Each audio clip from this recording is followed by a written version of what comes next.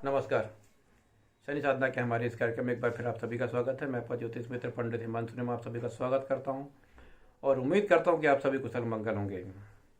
लाल किताब के अनुसार कुंडली के पहले भाव के विषय में हम आपको जानकारी दे रहे हैं और पिछले वीडियो में हमने बताया कि कुंडली का पहला भाव राजा का सिंहासन होता है। कुंडली का पहला भाव आपकी पैतृक परंपराओं का इंडिकेटर होता है, सूचक होता है। कुंडली के पहले भाव से आपके रक्त संबंधों की जानकारी मिलती है। यदि आपकी कुंडली में पहले भाव में सूर्य और मंगल बैठे हैं तो आपका मान सम्मान होगा। अपने जो आप अपनी पैतृक परंपराओं को आगे बढ़ाएंगे, अपने पिता का नाम आगे बढ़ाएंगे, अपने रक्त संबंधों का नाम आगे बढ़ाएंगे। देखिए, यदि आपकी कुंडली में पहले भाव में सूर्य बैठा है तो समझ लीजिए आपका जो कद काठी है, आपके जो विचार है, आपके गुण धर्म है, वो आपके पिता के अनुसार ही होंगे। सूर्य पिता का कारक होता है। आपके गुण धर्म आपके पिता के अनुसार होंगे। आपको प्रशासन करने की, शासन करने की भावना रहेगी, क्योंकि सूर्य राजा ग्रह है।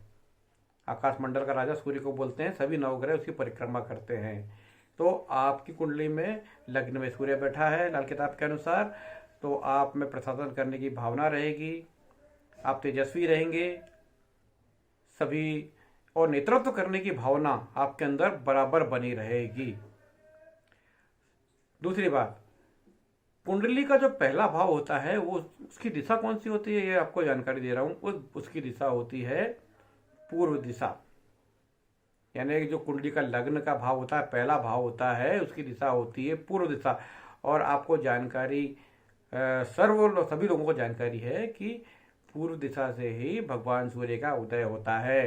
तो कुंडली का जो लग्न का भाव है उसकी दिशा होती है पूर्व दिशा, यानी सूर्य की दिशा। यानी कुंडली के पहले भाव में सूर्य का विशेष प्रभाव रहता है।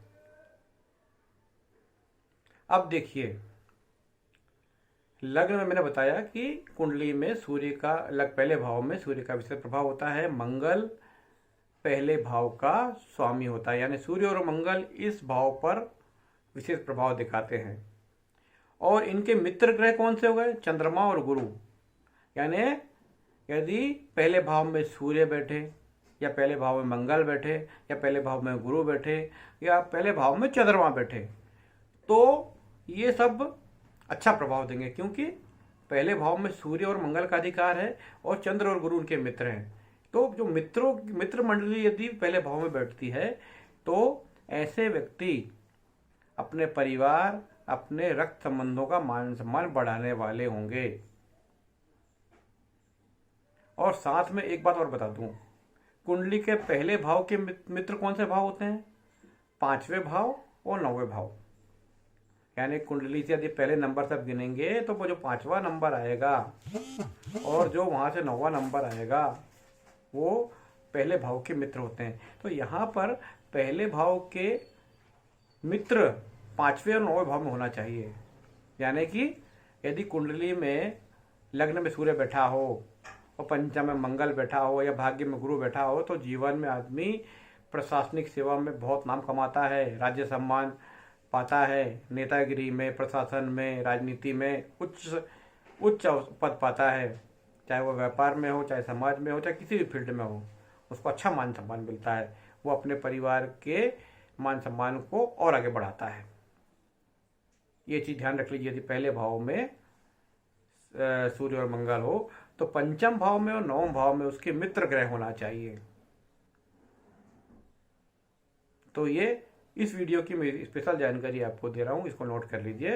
यदि कुंडली में पहले भाव में सूर्य बैठा हो तो पंचम भाव में मंगल हो या भाग्य भाव में गुरु हो, ये स्थिति व्यक्ति के लग्न को मजबूत करती है, उसकी शिक्षा को मजबूत करती है, प्रशासनिक सेवा में अच्छे पद प्रदान करती है, राजनीति में सफलता प्राप्त कराती है, मंत्री पद प्राप्त कराती है। यदि कोई व्यक्ति सामान्य स्थिति में पैदा हुआ हो तो वो किसी भी क्षेत्र में अच्छे पद में और सत्ता संगठन में मान सम्मान या राजा की पोजीशन उसको मिल जाती है। तो ये एक विशेष जानकारी है कि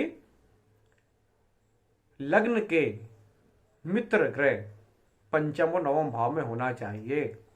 यदि मान लो पंचम भाव में राहु बैठा हो या भाग्य भाव में शनि बैठा हो तो समझ लीजिए फिर आप जैसा चाहेंगे वैसा होने में बहुत दिक्कत आएगी, क्योंकि पंचम और नवम भाव में सूर्य के शत्रु ग्रह आ गए, मंगल के शत्रु ग्रह आ गए। राहु और शनि ये सूर्य और मंगल के शत्रु हैं, गुरु और चंद्र के शत्रु हैं।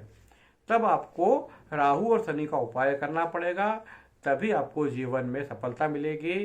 वरना आप जो चाहते हैं उनको करने में आपको बहुत रुकावट आएगी, कोई षड्यंत्र में फंस जाएंगे या अचानक कोई रुकावट आ जाएगी। यानी लग्न में यदि सूर्य और मंगल हो तो पंचम भाव में सूर्य और मंगल के मित्र ग्रह होना चाहिए। उनके शत्रु ग्रह होने पर आपको जीवन में असफलता प्राप्त होगी। तो आज के वीडियो में मैंने ये जानकारी दी।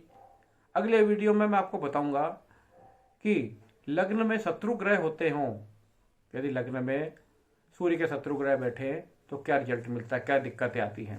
ये छोटी छोटी जानकारियां हैं, ये आपको जीवन में बहुत हेल्प करेगी। नहीं तो समझ में नहीं आएगा कि भाई साहब हमारी कुंडली में कुछ हो ना रहा, हमारी कुंडली में इतनी तकलीफें क्यों आ रही है, हमको रास्ता कैसे मिलेगा। लेकिन लाल किताब के जो छोटे छोटे ये सीक्रेट्स हैं, ये आपको आपकी जो मन की जो समस्याएं हैं इनके रास्ते खोल देती हैं। तो मेरे साथ जुड़े रहिए और मेरे चैनल को सब्सक्राइब करते रहिए। नमस्कार।